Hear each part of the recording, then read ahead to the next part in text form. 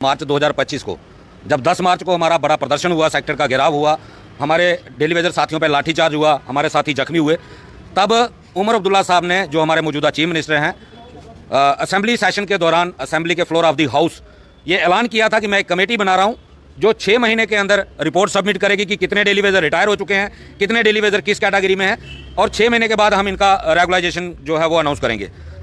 19 मार्च को officially order निकला था, उस कमेटी को कॉन्स्टिट्यूट किया गया था, और अब 2-3 दिन के बाद 19 सितंबर आ रहा है, जिसमें 6 महीने कमेटी बने हुए पूरे हो रहे हैं। लेकिन अभी तक कमेटी की तरफ से किसी भी स्टेक होल्डर के साथ, किसी भी डेली वेजर ऑर्गेनाइजेशन के साथ, चाहे वो जम्मू की हो या कश्मीर की हो, पीएचई की हो या किसी अदर डिपार्टमेंट की हो, किसी के साथ भी कमेटी की तरफ से कोई मीटिंग जो है वो नहीं की गई, जिससे हमें ये लग रहा है कि कमेटी ने सिर्फ और सिर्फ 6 महीने टाइम किल किया है और डेली वेजर के लिए कोई काम जो है वो कमेटी ने नहीं किया। इसीलिए हमने आने वाली 6 अक्टूबर को एक बड़ा प्रदर्शन जो है वो हम जम्मू में करने जा रहे हैं, और अगर इन बिटवीन असेंबली सेशन 6 अक्टूबर से पहले लगता है तो वो जो हमारा 6 अक्टूबर का प्रोग्राम है वो पहले भी हो सकता है। हमारा टारगेट रहेगा कि जिस तरीके से असेंबली सेशन के दौरान पिछली बार जम्मू में प्रदर्शन हुए थे, और जो अब नेक्स्ट असेंबली सेशन लगने जा रहा है, तो उस सेशन के दौरान फिर एक बार डेली वेजर जो है वो आपको सड़कों पर दिखाई देगा।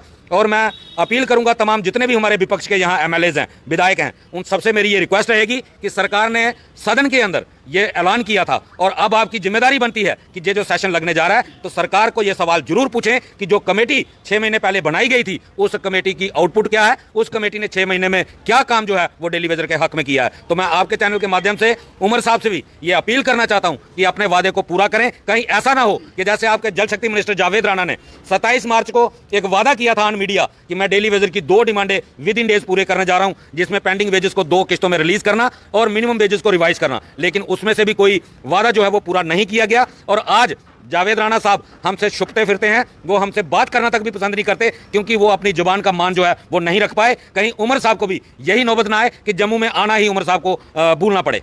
क्या कहना चाहेंगे? नाग जी नहीं कह सकते हैं, तो अपने हक के लिए बार बार सरकार का दरवाज़ा खड़काना पड़े, तो हम खड़का भी रहे लगातार। एक बार फिर 6 महीने होने के उपरांत 6 सितंबर को हम लोग 6 अक्टूबर को हम लोग एक बार फिर एक्टिवेट हो गए हैं। तो आपके माध्यम से सरकार को हमारी ओर से सीधा मैसेज है, अगर दिन रात इस समय जैसे फ्लड के दौरान स्कीमें प्रभावित हुई, टूटी हैं, तो हमारा डेली वेजर दिन रात लग के उन चीज़ों को बराबर करने में लगा हुआ है ताकि आम जनता को पानी पहुंचाया जाए। कोविड के दौरान भी ये डेली वेजर अपनी जान हथेली पे लगा था, तो जैसे ऑपरेशन सिंदूर के समय जो जंग का माहौल बना था, उस समय भी ये डेली वेजर लगातार अपनी सेवाएं देते आ रहा था। तो जुबानी इस डिपार्टमेंट को दी है, तो अपना हक लेना हमारा फर्ज बनता है, उसके लिए हम रास्ते पर चल रहे हैं। तो 6 अक्टूबर को एक बार फिर सड़कों पर डेली वेजर होगा, तो अपने हक के लिए लड़ेंगे।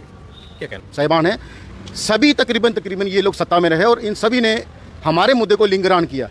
अपनी जो सैलरी 25 से 60, 60 से 80, 80 से 1 लाख 20, आज 3 लाख शायद कर ली इन्होंने। CDF ही 50 लाख से 1.5 लाख, आज 4 करोड़ कर लिया।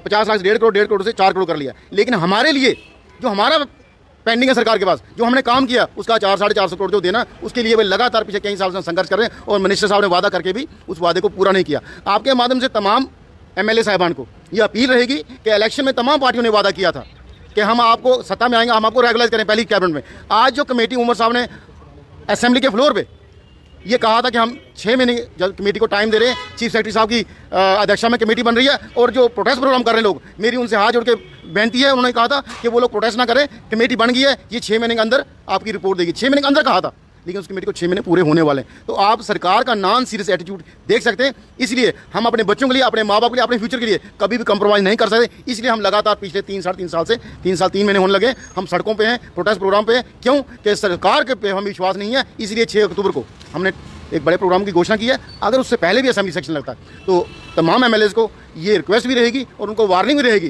कि आप लोगों ने जो वादे किए थे उस वादे को पूरा करना सरकार से। अगर सरकार रिली है तो अपोजिशन का काम है सरकार से वो काम करवाए, ना कि अपोजिशन बाहर बैठ के सिर्फ तमाशा देखे। क्योंकि पिछले 30 साल से जितने लोग हैं ये हमारे तमाशा ही देखते हैं कि हम सत्ता में आएंगे, हम करेंगे, वो जाता है, ये जाता है। इसलिए आज का जो प्रेस कॉन्फ्रेंस का मुद्दा यही था कि तमाम कैरियर डेली वेजर जो डिस्ट्रिक्ट डिवीजनों में हैं जम्मू प्रोविंस के, वो तैयार रहें कि 6 अक्टूबर को सभी लोग जम्मू ओल्ड चीफ इनामी BC रोड में 10:30 बजे इकट्ठे हों। प्रोटेस्ट प्रोग्राम किया जाएगा और अपनी मांगों के लिए जैसे लगातार पिछले क्योंकि हम जब शुरू हुए थे PH एम्प्लॉय यूनाइटेड अपना प्रोग्राम शुरू किया था तो हमें साल की 1 या 2 वेजेस मिलती थी। आज प्रोटेस्ट प्रोग्राम की वजह से साल की 12 वेजेस मिल रही हैं। मेडिकल ग्राउंड पे कई लोगों को पैसे मिले, डेथ केस पे पैसे मिले, रिटायरी जो हो उनको पैसे मिले। तो कोई ना कोई कामयाबी हमारी लगातार चल रहे हैं। सरकार बेईमान है, लेकिन हम अपने प्रोटेस्ट प्रोग्राम के लिए, अपने हक के लिए